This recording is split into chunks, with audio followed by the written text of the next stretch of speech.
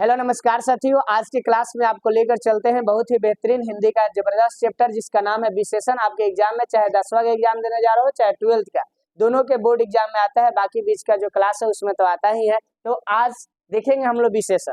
आप बचपन से पता होगा, आप छठा क्लास से पढ़े होंगे कि विशेषण क्या होता है। जो संज्ञा सर्वनाम की विशेषता बतलाता है उसे विशेषण कहते हैं। जैसे जो संज्ञा का विशेषण बताया, संज्ञा जैसे मैं संज्ञा हूँ, मेरा नाम है, हम कहेंगे कि मैं काला हूँ, तो इसमें विशेषण का हुआ काला हो गया।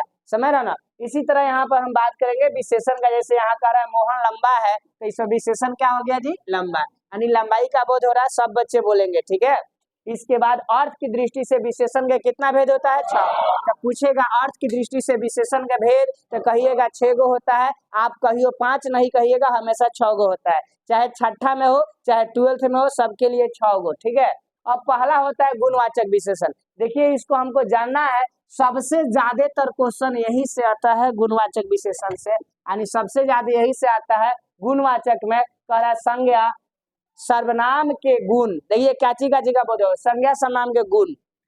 गुण का बोध होगा, आकार का बोध होगा, रूप का बोध होगा, स्थान का बोध होगा, रंग का बोध होगा, अवस्था का बोध होगा, स्वभाव का बोध होगा, दशा का बोध होगा, स्वाद का बोध होगा, स्पर्श का बोध होगा, गंध का बोध होगा, दिशा का, समय का, भार का, तापमान का जब बोध होगा, तो ये सभी का सभी गुणवाचक विशेषण में आते हैं।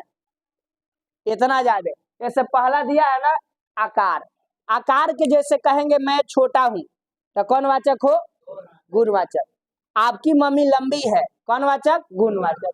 आकार के। रूप, मैं कलुआ हूं, का भाई रूप के बोध भाई हम काले हैं, है ना। तुम्हारी बहन सुंदर है, काची का बोध हो रहा? रूप का, है ना। तो वो हो जाएगा गुणवाचक। स्थान का, कहीं भी स्थान, जैसे ऊंचा नीचा, ऊपर नीचे, अगल बगल, ये सब क्या हो गया? स्थानवाचक विशेषण, ठीक है। आगे इसके बाद है रंग। जो बच्चे लिख रहे हैं ना उनसे हम पूछेंगे अब भी। रंग में पूछेगा, जैसे मेरा शर्ट कैसा है? ब्लू है, नीला है ना। आपका ड्रेस क्या है?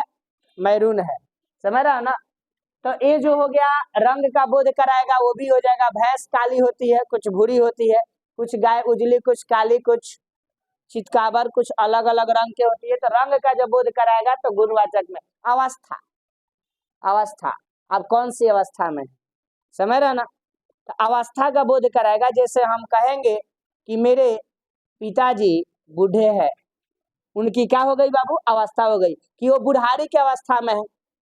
आप यवन की अवस्था में है, जवानी की अवस्था में है, तो जवानी, बुढ़ापा, लड़कपन, कि ना हो बचपन, लड़कपन जब आएगा तो वो किस में होगा? अवस्था का बोध कराएगा। ये सब का सब गुणवाचक में। स्वभाव, स्वभाव का बोध कराएगा। कहेंगे शेर खूंखार होता है, खूंखार क्या हो? ओकर स्वभाव है ना। लोमड़ी क्या होती है? चालाक होती है, उसका स्वभाव हो गया।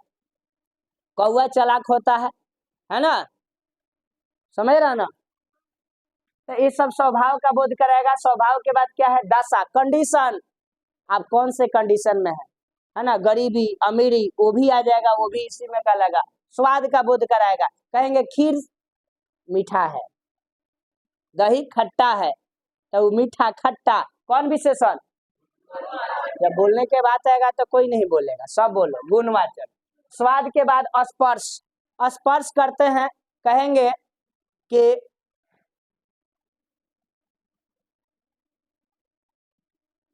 हीरा कठोर होता है, उसका तो गुण है, स्पर्श करने के बाद पता चला, ठीक है। समझ रहा ना। अब कहेंगे कि गदा, गदा समझ रहा ना, जो गदा है बिछाने वाला, गदा मुलायम है। तो स्पर्श किए तब तो पता चला कि मुलायम है, कठोर है। स्पर्श का बोध होगा। गंध का, लग रहा है कुछ मरा है, महक रहा है, महक। या कहेंगे गंध में आएगा कि उधर से सड़े हुए जानवरों की महक आ रही है। समझ रहा ना। गंध, गंध के बाद में दिशा। कहेंगे आप कौन सा दिशा में? उत्तर, पश्चिम, पूरब। समझ रहा ना। ऊपर नीचे, आए बाएं दाएं, इस सब का दिशा का बोध कराएगा। सब गुणवाचक में आएगा। भार का बोध कराएगा, वो भी गुणवाचक में आएगा। 1 किलो, 2 किलो, 5 किलो। समझ रहा ना। वो भी टेम्परेचर का बोध कराएगा। आज मौसम बहुत क्या है? शांत है ना। तो वो क्या हो जाएगा, मौसम बहुत ठीक ठाक है, मतलब सूरज की ज्यादा गर्मी नहीं है, सुहाना मौसम है ना, बहुत गर्मी है, बहुत ठंडी है, ये सब आपको गुण में आएगा। बुझा गया। सबसे ज्यादा क्वेश्चन बबुआ यही जैसे आता है। अब है दूसरा नंबर परिमाण। नामे है परिमाण, परिमाण यानी क्वालिटी की क्वांटिटी। देखो कह रहा किसी वस्तु के माप तौल का बोध होगा, क्वांटिटी का बोध होगा। जो ना मैं माप तौल के बोध होके ओकरा के क्या कहे जाला, परिमाण। शेर भर, आ शेर, आधा किलो, 1 किलो, 5 किलो, 250 ग्राम, समझ गई ला, 10 केजी, ये जो भी आएगा है ना वो क्या होगा परिमाण। अब ए में बहुत लोग कह लेगा देखो ना दाल में थोड़ा सा नमक कम है, थोड़ा सा नमक लाइए, थोड़ा सा तो वो भी एक क्वांटिटी का बोध हो रहा है ना। खीर थोड़ा सा वो मीठा नहीं है, थोड़ा सा उसमें चीनी डालिए, तो थोड़ा सा कह दिया है ना, तो एक क्या हो गया, वो भी परिमाण का बोध होगा। इसीलिए हम देख रहे हैं कि दो तरीके का परिणामवाचक विशेषण के दो गो भेद होता है। कै गो, दो गो, है ना, लिखा है ना, दो भेद होगा। एगो का नाम है निश्चित, एगो अनिश्चित। निश्चित परिणाम एकदम जन फिक्स होके, जैसे कहेंगे आप छठ पूजा का दिन चल रहा है, आप जा रहे हैं तो 5 केजी सेव लेते आइएगा, तो 5 केजी निश्चित हो गया ना।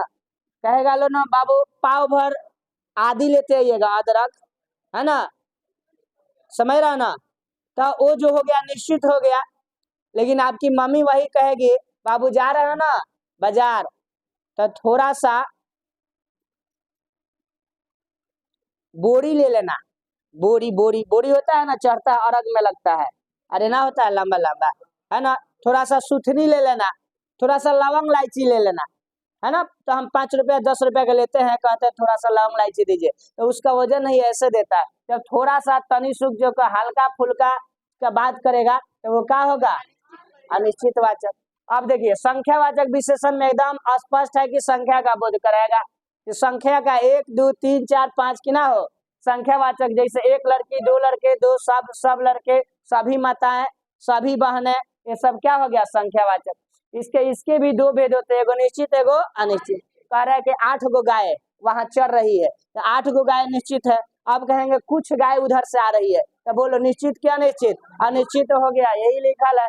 आगे है सर्वनामिक विशेषण। देखो ये जो बात है ना, सर्वनामिक विशेषण वो सर्वनाम से बनता है, यानी सर्वनाम जो संज्ञा के बदले में आता है वो क्या होता है सर, मैं, तुम, हम लोग, आप लोग, ये सब वे सब सर्वनाम है। तो सर्वनामिक विशेषण में जिस सर्वनाम का प्रयोग विशेषण के जैसा किया जाता है, यानी विशेषण के जैसा ही प्रयोग होगा, उसको सर्वनामिक कहेंगे। वह लड़की डरपोक है, देखो लड़की के पहले क्या लगा है वह, तो वह लड़की डरपोक है, तो वह जो है ना वो सर्वनाम के लिए आया है। किसके लिए, सर्वनाम के लिए। इंडिकेट किया जा रहा है कि वह लड़की डरपोक है, यह लड़का चालाक है, तो इंडिकेट किया जा रहा है कि लड़का क्या है, चालाक है। कहेंगे ये सब लड़के मेहनती है, तो ये सब लड़के मेहनती है, इंडिकेट किया जा रहा है कि ये सब मेहनती है। ये सब लड़कियां मेहनती है, तो इंडिकेट किया जा रहा है कि ये सब क्या है, मेहनती है। तो जहाँ ये सब वे सब यह वह का प्रयोग होगा, है ना, संज्ञा के पहले, वही आपको सर्वनामिक विशेषण होता है। क्या होता है, सर्वनामिक विशेषण। इसके बाद इधर देखिए, अब है तुलना बोधक विशेषण। बाबू जिसमें तुलना होके, संसार में 3 तरीका से ही तुलना होता है। कई तरीका से, 3। इसी तरह तुलना बोधक विशेषण जो होता है उसका 3 गो भेद होगा। देखो लिखा है ना, 2 या 2 से अधिक वस्तुओं में गुण के आधार पर, रूप के आधार पर, रंग के आधार पर, अवस्था के आधार पर, दशा के आधार पर, बहुत सारा चीज के आधार पर हम जहां पर कंपैरिजन करेंगे, तुलना करेंगे, वो तुलना बोधक विशेषण कहलाएगा। क्या कहलाएगा, तुलना बोधक। जैसे देखो तुलना बोधक विशेषण 3 गो आपको इंग्लिश ग्रामर में वही पढ़ाया जाता है, डिग्री। क्या पढ़ाया जाता है, डिग्री। डिग्री में पढ़ाया जाता है पीडी, सीडी और एसडी, पॉजिटिव, कंपैरेटिव, सुपरलेटिव। वही चीज वह हिंदी में है। पॉजिटिव को हम लोग मूलावस्था कहेंगे, जो जैसे है वैसे, नो कंपैरिजन। उत्तरावस्था जाना में 2 गो के बोधों के, कई गो के, 2 गो से तुलना किया जाए। और उत्तमावस्था जाना में 2 से अधिक से तुलना किया। उत्तम का मतलब सबसे उत्तम, जिसको सुपरलेटिव डिग्री कहते हैं। सुपर का मतलब सबसे ऊपर। अब देखिए पीडी सीडी ठीक दिया है, पीडी में नो कंपैरिजन, सीडी में 2 गो से और एसडी में 2 से अधिक। जैसे देखिए यहाँ पर लिखा है ना, मेरी बहन सुंदर है, तो मेरी बहन सुंदर है किसी से तुलना हुआ हो, बस सुंदर है जैसी है वैसे कह दिए, तो वो क्या हो गया, पीडी हो गया। आप कहेंगे मेरी बहन तुम्हारी बहन से सुंदर है, चाहे मेरी बहन तुमसे सुंदर है, तो बाबू कई गो से तुलना भइल, 2 गो से, तो 2 गो से तुलना भइल तो कौन डिग्री, CD यानी उत्तरावस्था भइल। अब कहेंगे मेरी बहन सबसे सुंदर है, तो सबसे का बोध होगा, वो क्या होगा, उत्तमावस्था होगा। बात समझ में आया। हम कहेंगे कि मैं छोटा हूँ, किसी से तुलना हुआ नहीं हुआ, तो मैं छोटा हूँ किसी से तुलना नहीं हुआ, तो कौन डिग्री, PD मतलब मूलावस्था। हम कहेंगे मैं तुमसे छोटा हूँ, CD। अब कहेंगे मैं सबसे छोटा हूँ, SD। कोई दिक्कत है, ये आएगा। आगे देखिए, इसके बाद लास्ट है 6 नंबर, जिसका नाम है संबंधवाचक विशेषण, यानी किसी संज्ञा सर्वनाम से किसको दर्शाएगा बाबू, संबंध को दर्शाएगा।